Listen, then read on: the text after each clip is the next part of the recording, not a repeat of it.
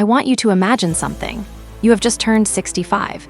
You have spent more than 40 years working, paying taxes, raising a family, showing up to job after job, and doing everything society told you was supposed to lead to a secure future. Now retirement is finally here. You sit across from a financial advisor and they pull up your accounts. They look at the screen, then they look back at you with a face you will never forget. It is a mix of sympathy and discomfort. The number they show you is $88,400. That is your entire life savings. That is what you have to support maybe 30 years of retirement. Social Security will help, but the average monthly benefit is around $1,900. Add that to withdrawals from savings, and you are left with roughly $2,200 a month to cover housing, food, healthcare, transportation, and every other expense life throws at you. And suddenly, you are doing math you never wanted to do. Can I stay in my house? Will I have to move in with my kids? What happens when the money runs out? This is not some dramatic worst-case example. This is the median reality for American retirees right now. Half of people nearing retirement have less than $88,400 saved. A lot of them have nothing at all. Today, I am going to show you what the average person actually retires with, why the situation is much worse than most people think, and which habits separate people who retire comfortably from people who retire with constant financial stress. Some of this will be uncomfortable, but seeing reality clearly is the first step toward changing it. Let me start with the numbers that do not make it into financial advertisements. The Federal Reserve runs a survey of consumer finances every 3 years, and it gives one of the clearest pictures of American household wealth. The most recent data shows a retirement crisis hiding in plain sight.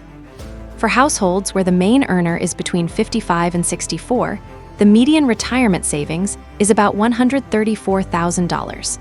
That means half of all households in their final working decade have less than that amount saved. Many have far less. For households where the main earner is 65 to 74 and already retired, the median drops to about $88,400. That drop happens because people spend down savings in early retirement while Social Security and pensions take over as the main source of income.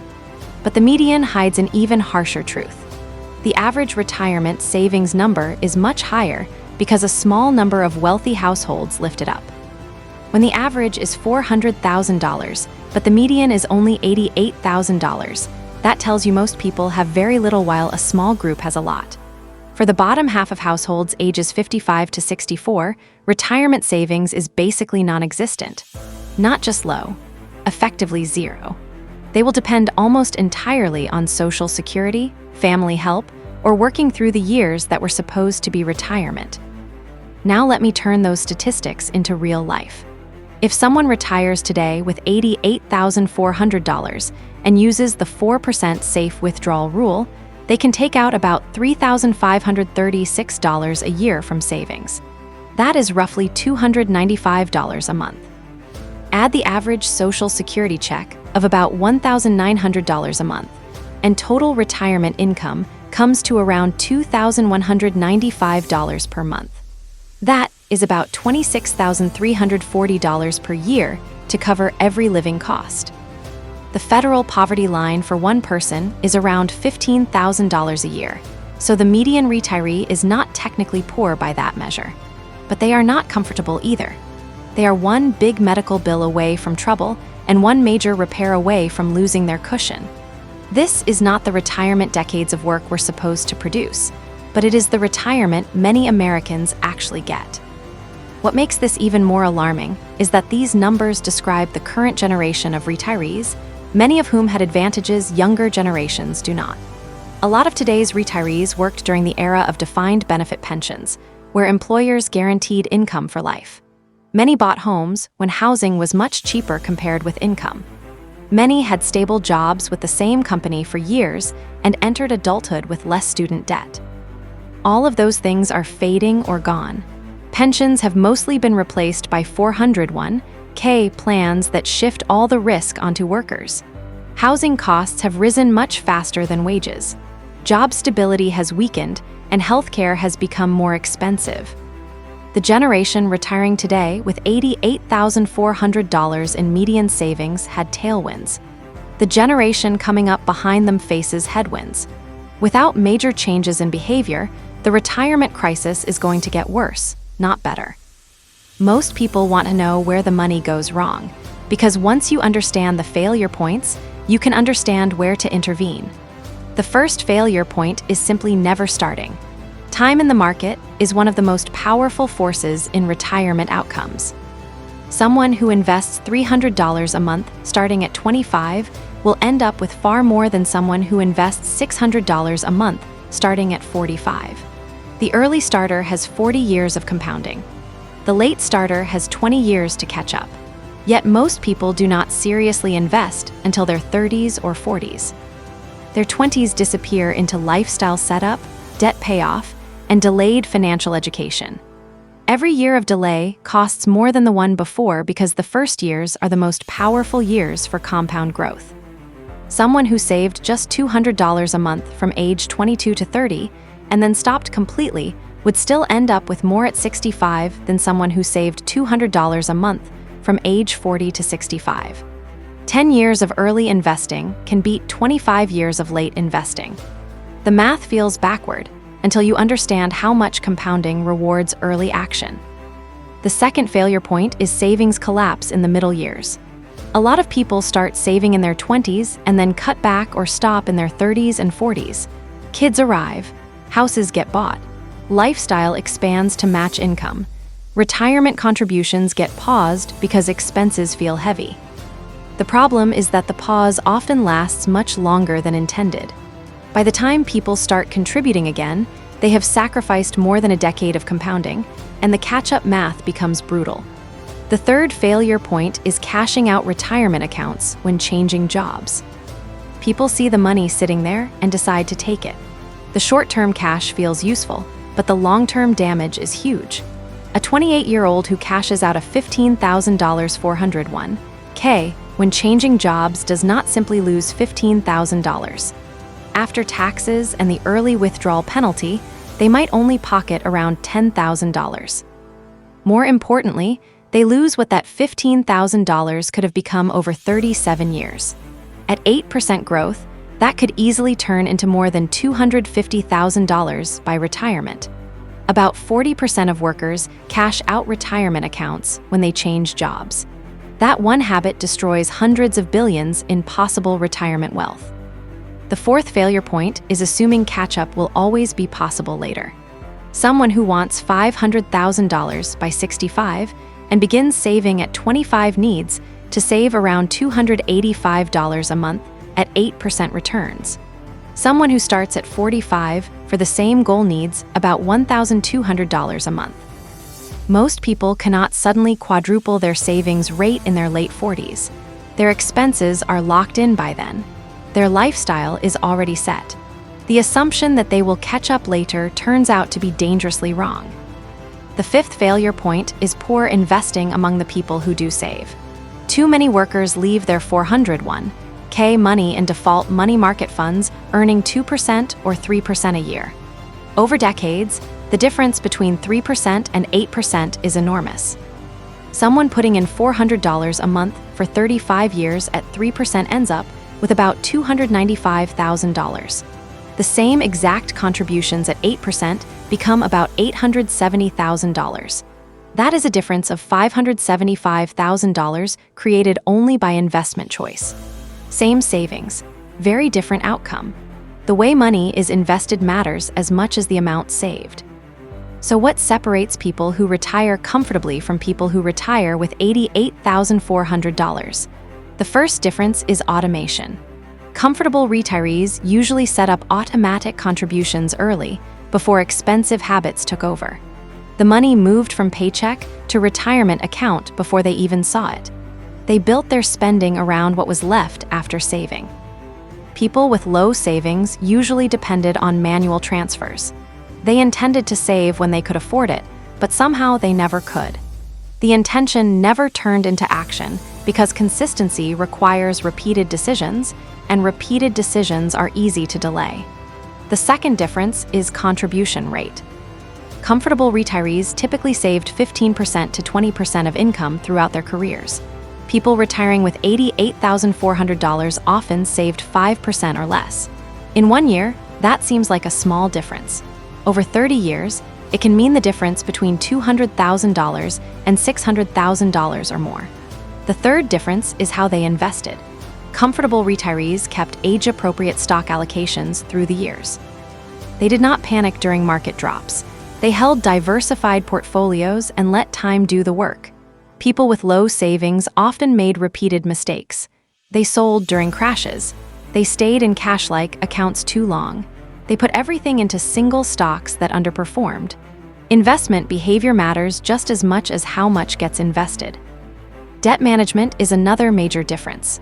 Comfortable retirees usually enter retirement with little or no debt beyond maybe a mortgage.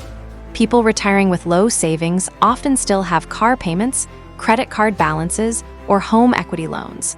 Those fixed payments eat into retirement income that should be paying for daily living. Healthcare planning is another one. Comfortable retirees understand that healthcare is one of the biggest expenses in retirement. They saved in health accounts while working and learned how Medicare works. A couple retiring today should expect to spend around $315,000 on healthcare over retirement. For someone with only $88,400 saved, healthcare alone can burn through the entire nest egg within a decade. Let me show you what retirement actually looks like for someone with typical savings. Margaret retired at 66 with $92,000 saved and a Social Security check of $1,847 a month. Her husband had passed away a few years earlier, so she was living alone. Her budget works like this: $1,847 from Social Security, plus about $300 a month from savings, for a total of $2,147. Her expenses include $875 for a small apartment, $285 for Medicare and supplemental coverage, $180 for groceries, $210 for utilities and phone, $125 for her car payment, $95 for insurance and gas, $187 for medications not fully covered, and about $190 for everything else. That adds up exactly to $2,147. She has zero discretionary income. Every dollar is already spoken for before it arrives. When something unexpected happens, it becomes a crisis. When her car needed $1,100 in repairs, she skipped a month of medication to cover it. When her refrigerator broke, she put the replacement on a credit card she is still paying off. When her grandson graduated high school, she could not afford a meaningful gift.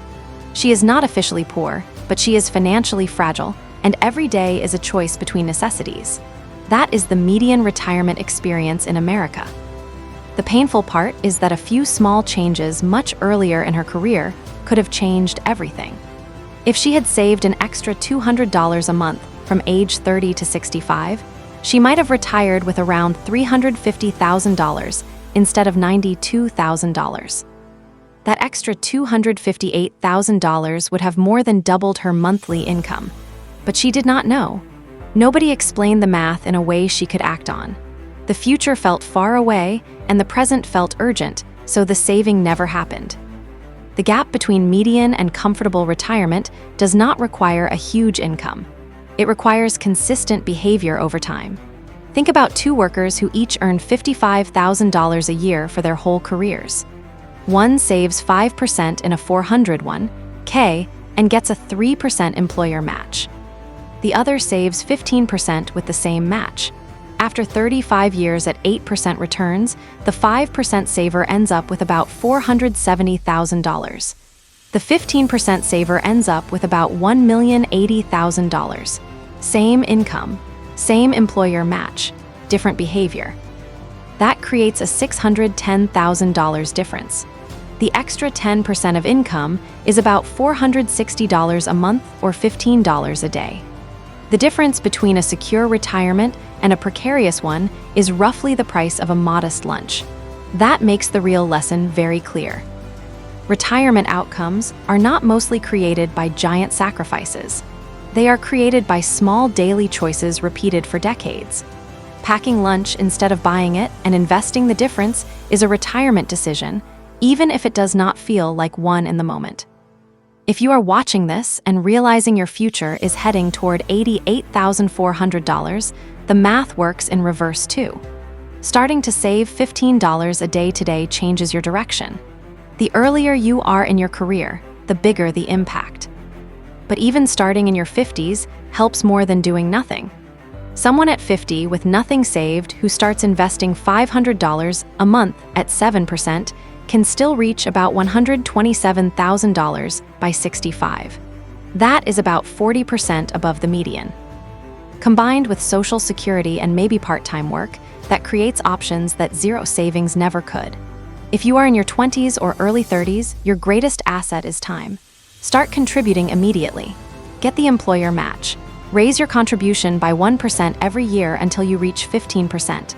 Put the money in low-cost index funds. Do not cash out early, no matter how tempting immediate cash feels. If you are in your late 30s or 40s and behind schedule, the answer is to raise your savings rate aggressively. Cut expenses that do not add real value. Once you turn 50, use catch-up contributions. If possible, delay retirement because every extra working year adds savings and reduces the number of retirement years your money has to cover. If you are in your 50s with little saved, hard choices may be necessary. Saving 20% to 25% of income might be required. Working into your late 60s or early 70s may become likely. Downsizing housing may deserve serious consideration. Delaying Social Security until 70 can also increase benefits by about 8% a year between full retirement age and 70. No matter where you are, one rule applies everywhere. Action today beats perfect action tomorrow. The median saver did not get to $88,400 because they made one terrible mistake. They got there because they kept delaying decisions. "I'll start next year" turned into "I should have started years ago" before they realized what had happened. Learning that the median retirement savings is $88,400 can lead to two very different reactions. Some people get motivated and decide to change their behavior immediately. Others feel hopeless and assume failure is inevitable because most people fail. That fatalistic reaction is understandable, but it is wrong. The median outcome comes from median behavior. Different behavior creates different results. The top quartile of retirement savers has more than $500,000. The top 10% has over $1 million. Those people do not necessarily have dramatically higher incomes than everyone else. They have different habits, and they kept those habits for years. The gap between $88,400 and $500,000 is not created by income alone. It is created by consistency, priority, and time. All three are still available to anyone who learns this before retirement. Every person watching this has a choice. Accept the median path and the median result, or change the path through specific actions and create a different future. That choice is not made once. It is made every day through small decisions that build into very different retirement lives. The coffee bought instead of made. The car upgraded instead of maintained. The contribution reduced instead of increased. The money left in cash instead of invested properly. Those tiny choices repeated thousands of times become the difference between $88,400 and $500,000. No one accidentally saves their way into a comfortable retirement. You have to choose differently than the majority who end up with the default result. The person watching this at 25 and changing now could retire with 5 times the median. The person watching at 40 and changing now could still end up with 2 or 3 times the median. Even the person watching at 55 can still improve their future meaningfully. The only real failure is knowing the stakes and choosing to do nothing. $88,400 is the cost of default behavior. It does not have to be your future. What you do tomorrow and every day after that decides which number becomes yours.